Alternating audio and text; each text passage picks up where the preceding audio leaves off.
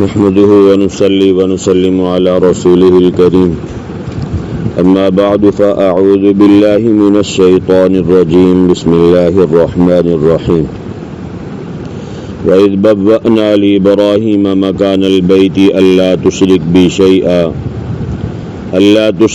شيئا وطهر بيتي للطائفين والقائمين والركع السجود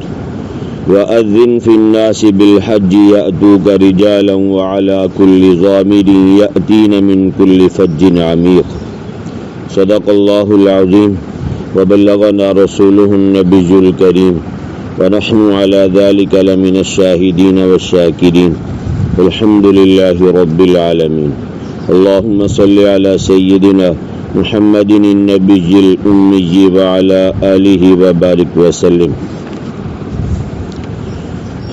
وَإِذْ بَوَّأْنَا لِإِبْرَاهِيمَ اور جس وقت ہم نے ٹھکانہ بتایا ابراہیم علیہ السلام کو مکان البیت بیت اللہ کی جگہ اللہ تشرک بی شیئا یہ کہ نہ شریک ٹھہرانا میرے ساتھ کسی چیز کو وطہر بیتیہ اور پاک رکھ میرے گھر کو للطائفین طواف کرنے والوں کے لیے والقائمین اور قیام کرنے والوں کے لیے والرکع السجود اور رکوع کرنے والوں کے لیے سجدہ کرنے والوں کے لیے وَأَذِّن اور اعلان کریں فی الناس لوگوں میں بالحج حج کا یأتوک رجالا آئیں گے آپ کے پاس پیدل چل کر وعلی کل ضامر اور ہر لاغر اونٹ اٹھنی پر یأتین جو آئیں گے من کل فج عمیق ہر دور دراز کے راستے سے۔ عزیزان گرامی 17واں سپارہ سورہ حج آیت نمبر 26 اور 27 دو آیات کا ترجمہ آپ حضرات کے سامنے کیا ہے۔ کل گزشتہ یہ بات ذکر کی تھی کہ اللہ تبارک و تعالیٰ نے جنتیوں کے لیے ایمان اور عمل صالح کرنے والوں کے لیے جو چیزیں دنیا میں حرام کر رکھی ہیں اللہ کل قیامت کے دن جنت میں وہ تمام چیزیں انسان کو پہنائے گا۔ اس میں سونے کے کنگن، ریشم کا لباس، یہ چیزوں کا تذکرہ کیا تھا، اور پھر یہ بات ذکر کی تھی کہ وہ لوگ جو ایمان لانے سے یا مسجد حرام سے لوگوں کو روکتے ہیں اللہ تبارک و تعالیٰ فرما رہے کہ ہم ان کو دردناک عذاب چکھائیں گے۔ اور نیکی اور بدی، گناہ کرنا اور نیکی کرنا، اس کے بارے میں اللہ تبارک و تعالیٰ کا ضابطہ یہ ہے۔ حدیث مبارکہ میں آتا ہے، بخاری شریف کی روایت ہے کہ اگر کوئی شخص نیکی کا ارادہ کرے، جن کو فقہاء کرام کہتے ہیں عزم کرنا، پکا پختہ ارادہ کرنا، تو فرشتہ اس کے لیے ایک نیکی لکھ دیتا ہے۔ ابھی کام کیا نہیں ہے، دل میں ارادہ کیا ہے کہ میں مثلا صبح فجر کی اذان سنی آپ نے تو آپ نے کہا کہ میں نماز کے لیے جاتا ہوں، یا رات کو سونے سے پہلے نیت کی تھی میں نے صبح فجر کی نماز انشاءاللہ باجماعت پڑھنی ہے، تو آپ نیت کر کے سو گئے، تو اس نیت کرنے پہ اللہ تبارک و تعالیٰ نے فرشتے کو حکم دیا کہ میرے بندے کے نامہ اعمال میں ایک نیکی لکھ دو۔ ٹھیک ہے جی۔ اور اگر آپ نے بیٹھے بیٹھے ظہر کی نیت بھی کر لی، یا آپ نے کہا آج میں 5 نمازیں جماعت کے ساتھ پڑھوں گا انشاءاللہ، تو آپ کو 5 نیکیاں مل گئیں۔ نماز جب وقت آئے گا پھر دیکھی جائے گی، لیکن یہ کہ پختہ ارادہ کر لیا، عزم کر لیا، تو ایک نیکی ارادے پر لکھ دی جاتی ہے۔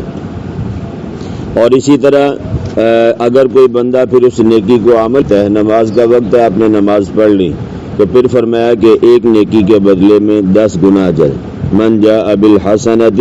فلہ 10 امثالھا، جو ایک نیکی لے کے آیا تو اللہ تبارک و تعالیٰ کے ہاں اس ایک نیکی کو 10 گنا شمار کیا جاتا ہے، ایک کے بدلے میں 10 ملتی ہیں۔ اور وہ یہ عام نیکیوں کے بارے میں قاعدہ ہے، اور جو نیکیاں فی سبیل اللہ کی جائیں، اللہ کے راستے میں کی جائیں، اس کا ادنی درجہ 700 گنا ہے۔ اور آگے کتنا بڑھا دیتے ہیں، واللہ یضاعف لمن یشاء، یہ اللہ تعالیٰ بڑھا دیتا ہے جس کے لیے چاہتا ہے، جتنا چاہتا ہے۔ اس سے زیادہ مزید حساب وہ اللہ تعالیٰ کے پاس ہے، بندوں کے پاس اس کا علم نہیں ہے۔ تو فرمایا کہ یہ فی سبیل اللہ کی کئی قسمیں ہیں۔ آپ حضرات نے نماز پڑھنی تھی، آپ گھر سے چلے تو آپ نے نیت یہ کی کہ میں نے نماز بھی پڑھنی ہے اور اس کے ساتھ ساتھ میں نے درس قرآن بھی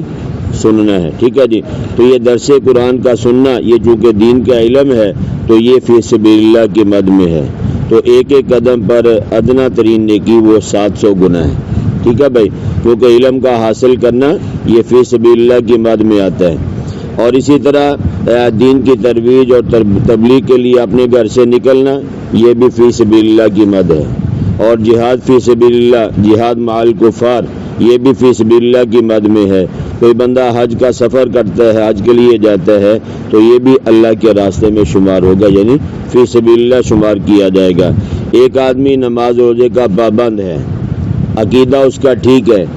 وہ کمانے کے لیے جاتا ہے تاکہ میں حلال کماؤں، اپنے آپ کو اور اپنے بیوی بچوں کو کھلاؤں گا، حلال رزق، حرام نہیں، تو فرمایا کہ یہ بندہ فی سبیل اللہ کی مد میں ہے، یعنی حلال کمانے والا، عقیدہ ٹھیک ہے، نماز کا پابند ہے، فرمایا اس کا کمانے کے لیے جانا، اس کو ہر قدم پہ اللہ تبارک و تعالی 700 گنا اجر اور نیکی عطا فرماتا ہے۔ اور اس کے برعکس اگر کوئی آدمی ارادہ کرتا ہے برائی کا، گناہ کا،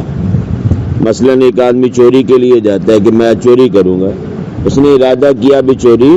نہیں کی، تو اس کے نامہ اعمال میں ایک گناہ نہیں لکھا جائے گا، ٹھیک ہے بھائی۔ یہ بندہ جب تک چوری کر نہیں لیتا عملی طور پہ، جب اس نے جا کے چوری کی ہے تو چوری کا اگر ایک گناہ ہے تو فرشتے اس کے نامہ اعمال میں ایک گناہ ہی لکھتے ہیں، 10 گناہ، یعنی ایک گناہ کے بدلے میں 10 گناہ لکھے، ایسا بالکل بھی نہیں ہے۔ اگر اللہ تعالیٰ کی رحمت کو آپ سمجھنا چاہتے ہیں تو اس قاعدہ قانون سے سمجھ سکتے ہیں کہ اللہ تعالیٰ کی رحمت کتنی وسیع ہے۔ ارادہ کرتے ہیں نیکی مل جاتی ہے، ارادے کو وجود دیتے ہیں، اللہ ایک کے بدلے میں 10 گنا، اور اگر فی سبیل اللہ کی مد میں ہے تو کم از کم ایک نیکی کے بدلے میں 700 گنا، آگے کتنا حساب ہے وہ اللہ ہی بہتر جانتے۔ اور اگر کوئی بندہ گناہ کا ارادہ کرتا ہے کوئی برائی نہیں لکھی جاتی، گناہ کر لیا، جتنا گناہ کیا اتنا ہی برائی لکھی جاتی ہے، اس سے زیادہ نہیں لکھی جاتی۔ حالانکہ اگر 10 گنا نیکی ملتی ہے تو 10 گنا گناہ بھی تو ملنا چاہیے نا بھائی، لیکن اللہ تبارک و تعالیٰ کی رحمت پہ قربان جائیں، اللہ نیکی کے بارے میں اصول اور رکھا ہے اور گناہ کے بارے میں اللہ نے اصول اور رکھا ہے۔ آپ نے سبحان اللہ کہا، الحمدللہ کہا، اللہ اکبر کہا، اس پہ نیکیاں الگ ملی، صغیرہ گناہ ایک مٹ گیا، ایک درجہ بلند ہو گیا، جنت میں ایک درخت لگا دیا گیا۔ یہ اللہ تبارک و تعالیٰ نے عام نیکیوں کے بارے میں یعنی یہ بات ارشاد فرمائی ہے۔ تو فرمایا کہ مسجد حرام کی جگہ کا تعین، آج کی جو آیت مبارکہ آپ کے سامنے تلاوت کی ہے، اس میں اللہ تبارک و تعالیٰ نے مسجد حرام کو جب دوبارہ تعمیر کیا ہے اس کے بارے میں ارشاد فرمایا، وَإِذْ بَوَّأْنَا لِإِبْرَاهِيمَ، جس وقت ہم نے ٹھکانہ بتایا ابراہیم علیہ السلام کو، کون سا ٹھکانہ؟ مکان البیتی، بیت اللہ کی جگہ کا۔ حضرت نوح علیہ السلام کے طوفان کی وجہ سے بیت اللہ شہید ہو گیا تھا اور اس کا نام و نشان تک مٹ گیا تھا، ابھرا ہوا ایک ٹیلہ سا تھا اور ارد گرد اور بھی ٹیلے تھے۔ اب یہ پتہ کرنا مشکل تھا کہ بیت اللہ والا ٹیلہ کون سا ہے اور عام ٹیلے کون سے، ٹھیک ہے بھائی، تو یہ پتہ نہیں چلتا تھا۔ طوفان نوح کے بعد سارا کچھ برابر ہو چکا تھا، تو حضرت ابراہیم اور اسماعیل علیہ السلام یہ دونوں حضرات، یعنی جب حضرت اسماعیل علیہ السلام جوان ہوئے تو اللہ تعالیٰ نے بیت اللہ کو تعمیر کرنے کا دونوں حضرات کو، باپ بیٹے کو حکم دیا کہ بیت اللہ کو تعمیر کرو۔ اور جو مقام ابراہیم والا پتھر ہے جو آپ دیکھنے کے لیے جاتے ہیں، اللہ پاک مجھے اور آپ کو بار بار لے جائے، تو وہاں پہ جو مقام ابراہیم ہے، جو پتھر وہاں پڑا ہوا ہے، اس پتھر نے گو کا کام دیا تھا، ٹھیک ہے بھائی، نہ کوئی پھٹے ہیں، نہ کوئی بانس ہے، نہ کچھ ہے۔ اللہ تعالیٰ نے اس پتھر کو حضرت ابراہیم علیہ السلام کے تابع کیا۔ حضرت ابراہیم علیہ السلام اس پتھر کے اوپر کھڑے ہیں، اگر اوپر جانے کا ارادہ کرتے ہیں تو یہ پتھر اوپر کو لے جاتا ہے، ٹھیک ہے بھائی، اگر نیچے آنے کا ارادہ کرتے ہیں تو یہ قدرتی طور پہ پتھر آپ کو نیچے لے آتا ہے۔ اور اگر آپ کا ذہن ہے کہ میں نے اب دائیں طرف سے دیوار بنانی ہے یہ پتھر آپ کو دائیں طرف لے جا رہے ہیں، اور اگر آپ نے بائیں طرف پتھر لگانا ہے تو یہ پتھر آپ کو بائیں طرف لے کے آتا ہے۔ تو یہ جو پتھر ہے اس نے گو کا کام کیا، حضرت ابراہیم علیہ السلام نے مستریوں والا کام کیا اور اسماعیل علیہ السلام نے مزدوروں والا کام کیا ہے۔ اس انداز سے ان تین حضرات کے، یعنی دو حضرات اور ایک پتھر، ان تینوں نے مل کے بیت اللہ کو دوبارہ تعمیر کیا ہے۔ حضرت جبرائیل علیہ السلام تشریف لائے، ہاتھ میں لاٹھی دی، فرمایا میں کعبۃ اللہ کی نشاندہی کے لیے آیا ہوں۔ پھر چاروں دیواروں کی بنیادوں کی نشاندہی فرمائی حضرت ابراہیم علیہ السلام کے سامنے حضرت جبرائیل امین نے۔ تو 44 مربع فٹ اور اونچائی 50 فٹ ہے۔ اس وقت کے اعتبار سے جو حضرت ابراہیم علیہ السلام نے بیت اللہ کو تعمیر کیا ہے۔ اور میں نے عرض کیا کہ یہ 50 فٹ اونچی بلڈنگ یا کمرہ بنانے کے لیے کوئی پھٹا اور کسی بانس کی ضرورت نہیں آئی، جو بھی ضرورت ہوتی تھی یہ مقام ابراہیم والا جو پتھر ہے یہی آپ کو اوپر اور نیچے لے جاتا تھا۔ تو حضرت ابراہیم علیہ السلام نے بیت اللہ کو دوبارہ تعمیر کیا، اور جہاں حتیم جس کو کہتے ہیں یعنی چھوٹی چھوٹی دیواریں کی ہیں، یہ بھی بیت اللہ کا حصہ ہے۔ مشرکین کے پاس خالص حلال مال اتنا ہی تھا جتنا بیت اللہ آج آپ کو نظر آتا ہے، اتنا انہوں نے تعمیر کر دیا، باقی چھوٹی چھوٹی دیوار کر کے چھوڑ دیا۔ تو یہ سارے کا سارا بیت اللہ کی جگہ ہے، اور حضرت جبرائیل امین نے آ کے نشاندہی کی۔ اللہ تشرک بی شیئا، جب بیت اللہ تعمیر ہو گیا تو اللہ تبارک و تعالیٰ نے فرمایا کہ